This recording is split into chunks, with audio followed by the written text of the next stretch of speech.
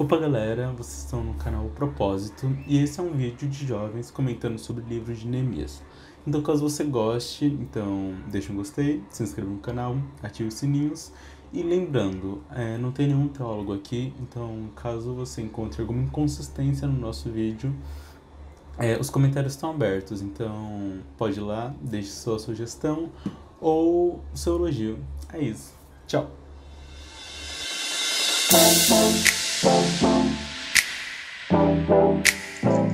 Neemias 8. Bom, aqui em Neemias 8 vai falar um pouco mais sobre quando já tá tudo estabelecido, sabe?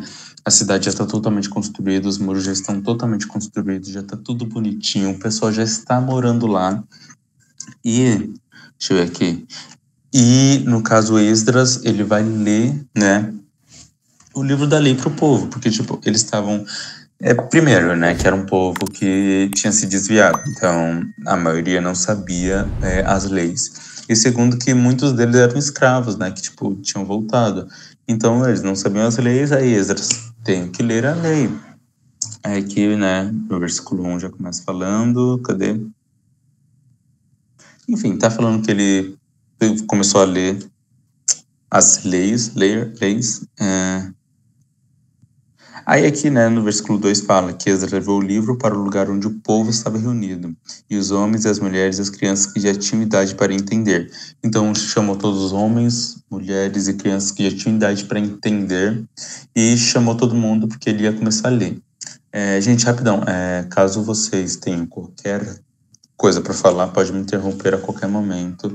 É que eu vou começar a falar aqui descontroladamente, tanto é que eu até esqueci minha água, mas eu vou começar a falar descontroladamente, então me interrompam a qualquer momento. Vamos lá. Aqui no versículo 3 falou sobre que ele estava numa praça, enfim, deu características do lugar onde ele estava. Aqui no 4 continua dando características, falou que ele estava em pé, quem estava à direita, quem estava à esquerda dele. Ô, Rafa. Sim. Eu anotei um negócio. Eu tava vendo uma pregação, né? Só consegui ver poucos minutos. Do pastor Hernandes Dias Lopes. Inclusive, eu nunca tinha visto nenhuma pregação dele. E aí ele tava falando sobre Neemias 8 e falava que agora... Lembra que a gente sempre falou muito lá no começo de que Neemias queria restaurar Jerusalém, mas não só Jerusalém, tipo os muros de Jerusalém, mas Jerusalém espiritualmente. E aí, então nessa parte é que determina... Tipo, terminou a restauração da cidade, agora eles começaram uma restauração espiritual. E ele até fala que a restauração da cidade levou 52 dias, mas a restauração espiritual levou anos. Então foi a partir dali que começou a restauração espiritual. E aí eu escrevi umas coisas aqui do que eles fizeram para a restauração espiritual, mas depois eu falo. Muitos dividem o livro de Neemias entre duas partes, né? Que é Neemias e o muro e Neemias e o povo.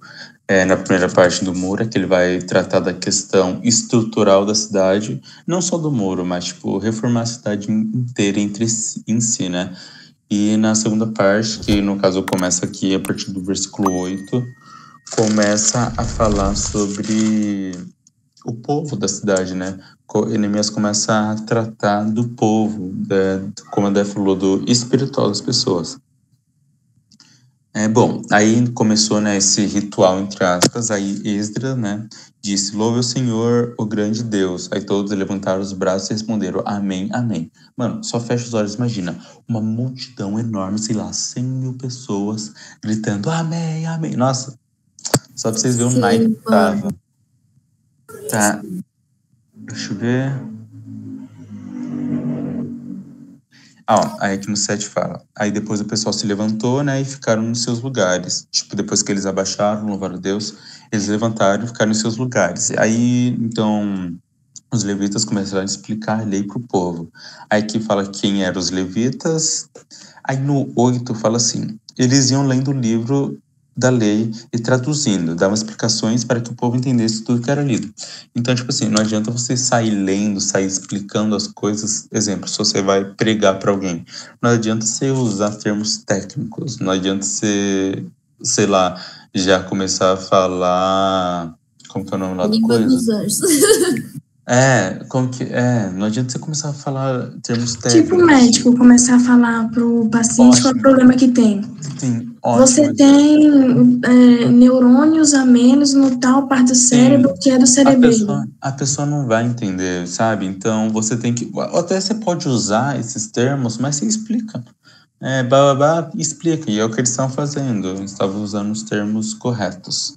E aqui no 9, eu anotei, eu até marquei, eu marquei assim, ó. Conheceis a verdade e a verdade os libertará. Porque, olha, eu vou ler aqui na minha tradução 9 para vocês. No versículo 9, oi, Mari, a gente está no versículo 9 do capítulo 8 de Neemias. No versículo 9, estava falando assim, ó. Quando ouviram a leitura da lei, eles ficaram tão comovidos que começaram a chorar. Então Neemias, o governador, e Esdras, sacerdote e mestre da lei, e os levitas que estavam ali explicando a lei, disseram a todo o povo: esse dia é sagrado para o Senhor e o nosso Deus. E por isso vocês não devem se lamentar e chorar. Mano, eles estavam, tão desvirtuosos que a partir do momento que eles entenderam qual era a verdade, a raciocinar que eles estavam pecando, eles começaram a chorar, sabe, desesperados. E, me pegou muito esse capítulo, esse versículo, não sei se vocês também tiveram essa impressão de conhecer a verdade e a verdade os libertará. Que eles não conheciam a verdade, eles conheciam Deus, sabiam quem era Deus, porém eles estavam perdidos. E a partir do momento que eles souberam, tal coisa errada, conheceram a verdade, eles tiveram uma noção do quão eles estavam errados. Até aqui, até o versículo 9, vocês têm alguma coisa para comentar? Esse negócio, né, da palavra, eu tava até vendo na pregação, que o pregador falava que a palavra ela tem que passar. A gente tem 3 áreas, né? A área do raciocínio, da emoção, e outra começava com VO, que era basicamente da ação. Então a pregação, ela passou no raciocínio deles, eles entenderam, eles sentiram e eles agiram, que aí eles começaram a estruturar. E aí, até eles falam, né, Neemias fala e vai lá e consolar o povo, porque ele fala, não é tempo de chorar, não é tempo de vocês ficarem angustiados, agora é uma época de celebração. Por quê?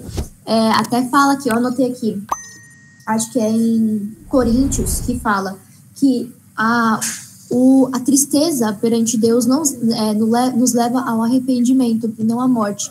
Isso, se não me engano, está nos 1º ou 2 Coríntios. Então ele estava falando que, igual o pastor Douglas Gonçalves, ele fala muito sobre isso, que o evangelho é boas novas, notícias boas, mas o evangelho sempre começa com uma notícia ruim.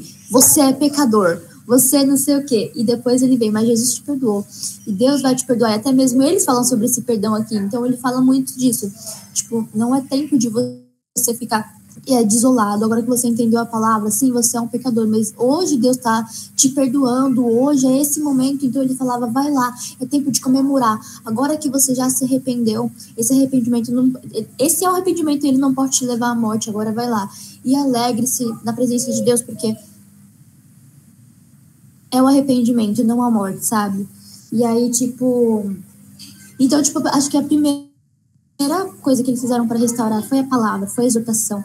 Eles pregaram. E, eu fiquei muito assim, né? Porque Esdras aparece muito. E eu nunca li o livro de Esdras.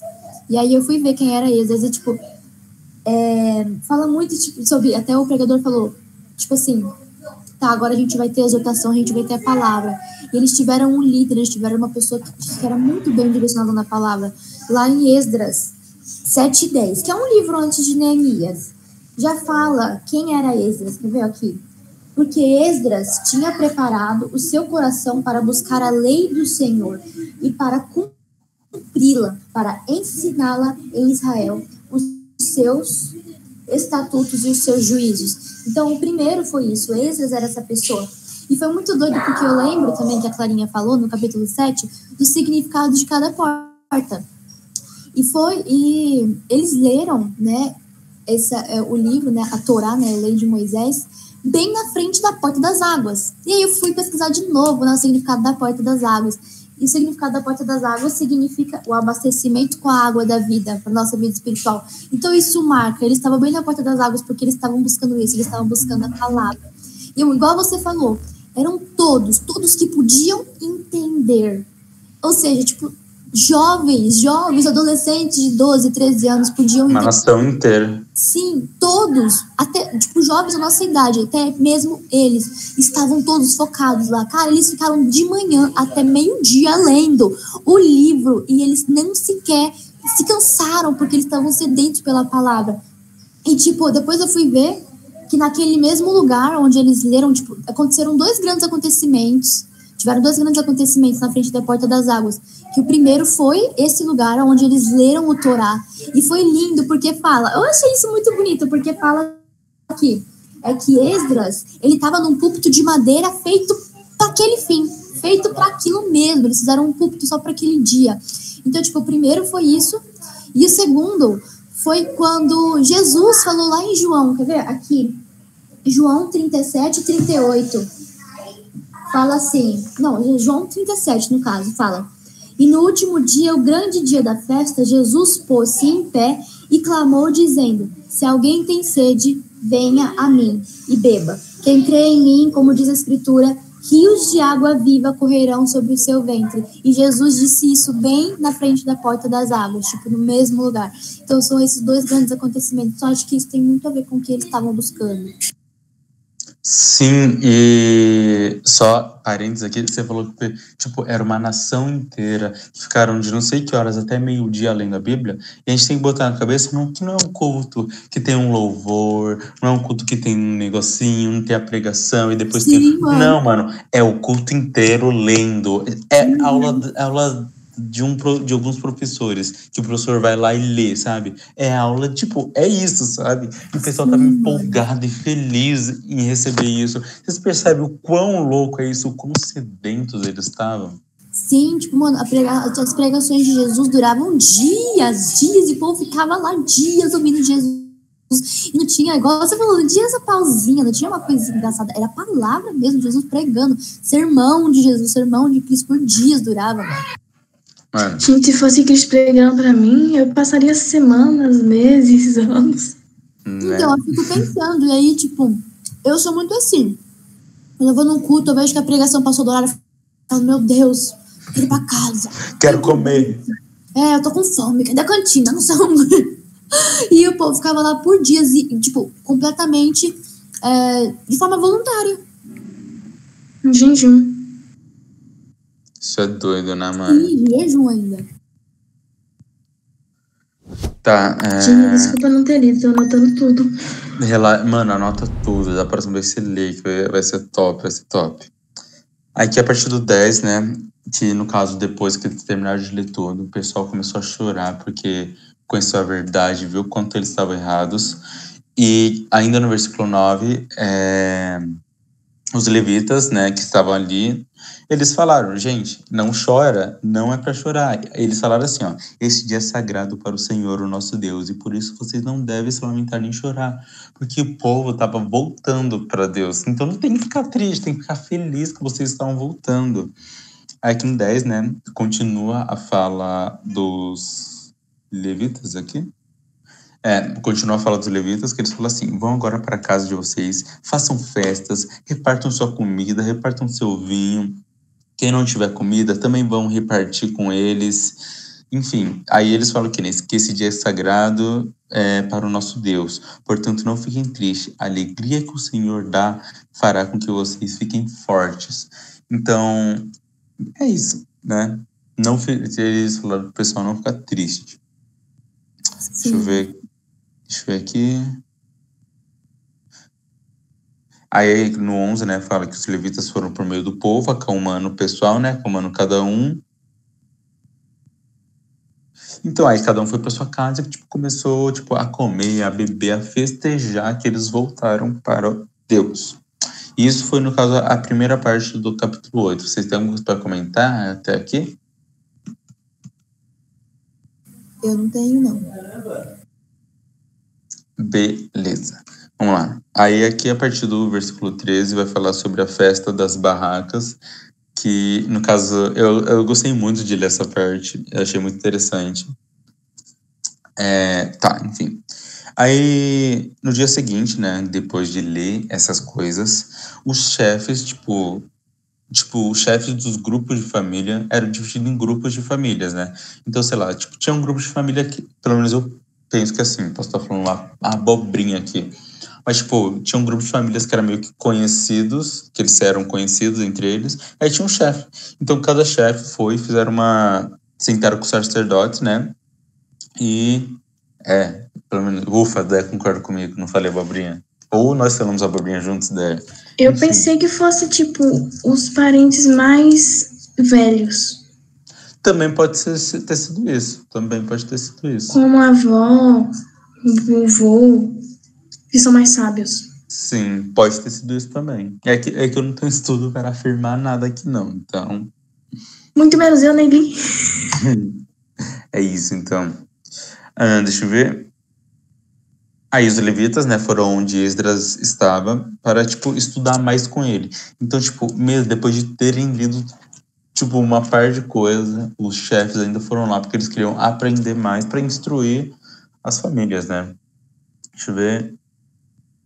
E nessa parte, quando eles estavam lendo, eles, tipo, acharam nela, tipo, quando eles estavam lendo, acharam escrito, né, que, tipo, Deus havia mandado, por meio de Moisés, o povo de Israel, que morasse em cabanas durante a festa das barracas. Então, tipo, Deus tinha dado uma ordem, através de Moisés, para o povo de Israel, que durante a festa das barracas, eles morassem, tipo, eles construíssem literalmente uma barraca e, tipo, fizessem a festa ou morassem lá durante um determinado tempo, né? E o povo, que ia falar dela.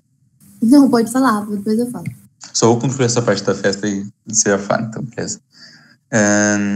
Então, tipo, voltando um pouquinho antes, né? Lembrando que o povo, ele tava muito, tipo, entusiasmado. Então, os chefes de famílias e os levitas viram isso e falaram: a gente tem que cumprir isso, porque Deus mandou, a gente tem que cumprir. Aí, deixa eu ver aqui. Aí que fala no versículo 15, né? Então toda a cidade de Jerusalém, em todas as outras cidades e povoados, mandaram avisar o seguinte: saiam para os morros e tragam galhos de pinheiros, oliveiras, murdas, palmeiras e outras árvores para fazerem cabanas conforme está escrito na lei. Então, tipo, eles falaram, beleza, vamos fazer isso. Pode, tipo, enfim, eles estavam fazendo os preparativos. Aí no versículo 16, né, todo o povo saiu, aí trouxe galhos, árvores. Em seguida, eles construíram cabanas no terraço de suas casas e nos... Então, aí eles subiram ao... Aí, eles construíram várias cabanas, tanto nos seus terraços das suas casas, quanto nos seus quintais, quanto nos seus jardins, quanto lá na fronte central, quanto, enfim, por toda a cidade tinham barracas. Deixa eu ver. Aqui, ó, aqui fala, né, que construíram lá perto do portão das águas, da praça, no portão de Efraim, enfim, construíram em todo lugar.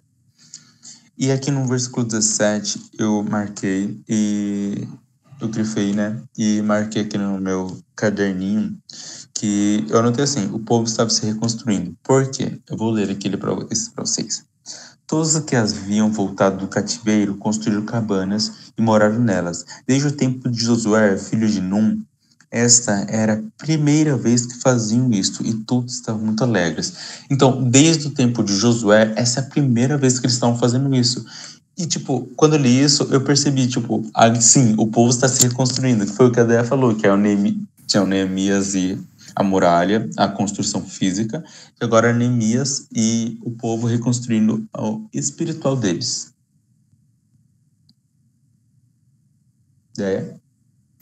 Desculpa, gente, eu tava falando com o meu irmão sem querer dizer. Relaxa. Mas... lembrei. Eu marquei o verso 15, né? Eu devo estar falando baboseira, ainda bem que no começo do vídeo a gente fala que a gente é só adolescente, a gente não é...